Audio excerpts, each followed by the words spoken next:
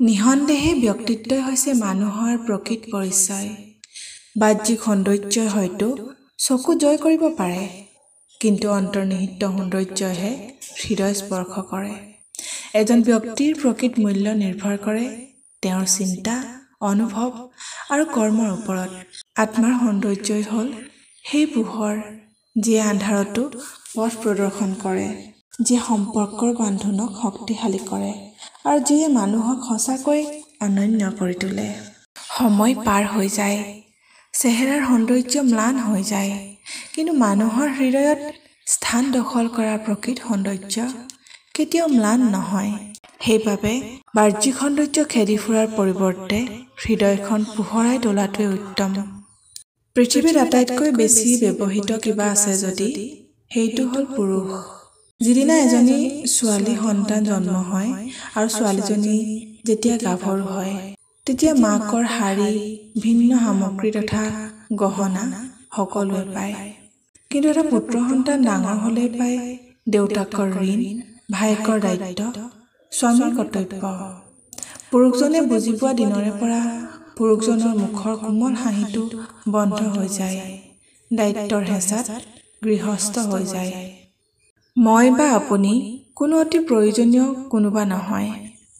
এনে নহয় যে আপোনাৰ বা মোৰ অবিহনে কাৰোবাৰ জীৱন বন্ধ হৈ যাব। আপুনি বা মই কাৰোবাৰ প্ৰথম পচন্দ নহয়। আপোনাৰ বা মোৰ অবিহনে একোৱে ৰৈ নাথাকে। সকলো নিজ পথতে চলি থাকিব। আমি বেলেগতকৈ বেলেগ একো নহয়। আপোনাৰ বা মোৰ কাৰণে আকাশখন ডাৱৰে আৱৰি থকা নাই। আপুনি বা মই সহজেই পাহৰি যাব পৰা মানুহ। আপুনি বা মই এনেকুৱা এজন ব্যক্তি যাৰ বাবে কাৰো হৃদয় গধুৰ নহয়। আমি জানো এদিন সকলো আঁতৰি যাব।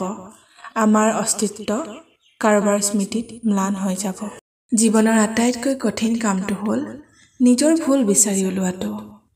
আমি সদায় আনৰ দোষ বিচাৰিবলৈ সাজু। কোন স্বাৰ্থপৰ, কোন অসৎ, কোন নিষ্ঠুৰ আমি সহজেই চিনাক্ত কৰিব পাৰোঁ।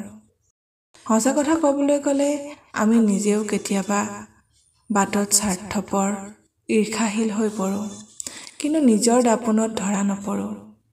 গতিকে আমি আনৰ নহয়, নিজৰ দোষ বিচাৰি উলিওৱাটো উচিত। প্ৰথমে নিজকে চিনি পাবলৈ শিকা উচিত।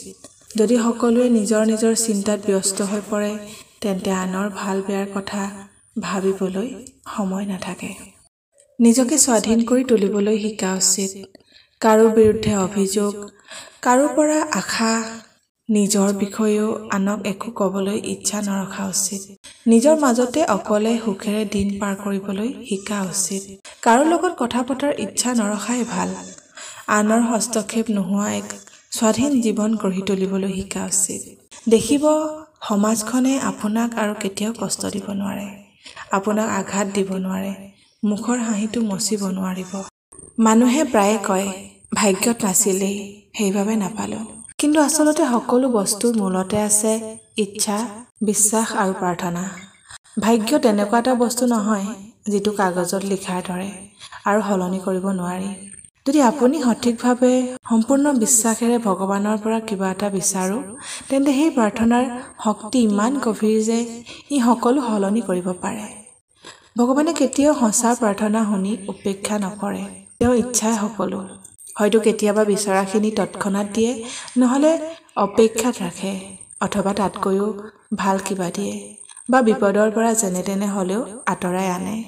আপুনি যেতিয়া কাৰোবাৰ পৰা নাপাই হতাশ হৈ পৰে, তেতিয়া মনত ৰাখিব ভগৱানে সেইটো বস্তু পোৱাত নিশ্চয় আপোনাৰ বাবে চেষ্টা কৰিব। সেয়ে কেতিয়াও আশা হেৰুৱাব নালাগে। আপুনি যি বিচাৰে সেয়া ভগৱানৰ ওচৰত প্ৰাৰ্থনাৰ জৰিয়তে বিচাৰি নিজৰ কামখিনি কৰি যাওক। কাৰণ প্ৰকৃত প্ৰাৰ্থনা আৰু শুদ্ধ কৰ্মই আমাৰ ভাগ্যকো সলনি কৰিব পাৰে। আমি কেতিয়াও অতীতক নতুনকৈ লিখিব নোৱাৰোঁ। আমাৰ কোৱা কথা, কৰা কাম, আনক দিয়া ভালপোৱা সকলো ঠিক তাতেই থাকিব য'ত আমি সেইবোৰক এৰি থৈ আহিছিলোঁ। সেই পৃষ্ঠাবোৰ তেনেকৈ থাকিব য'ত আমি সেই পৃষ্ঠাবোৰত যি লিখি থৈ আহিছিলোঁ। মাত্ৰ এটা কথা যে এই সত্যটোক বুজি লোৱাৰ বাবে বহুত সাহসৰ প্ৰয়োজন হয়। বহুত সময়ত বেদনাবোৰ আৰু অনুশোচনাবোৰ মনৰ পৰা এৰি পেলাই দিয়াটো বহুত কঠিন হয়, কিন্তু আমি মনত ৰাখিব লাগিব আমাৰ কাহিনী কেতিয়াও সেই এৰি অহাতে থমকি ৰৈ নাযায়, আগবাঢ়ি যাবই, আৰু সেইটো আমাৰ ওপৰতে নিৰ্ভৰ কৰে।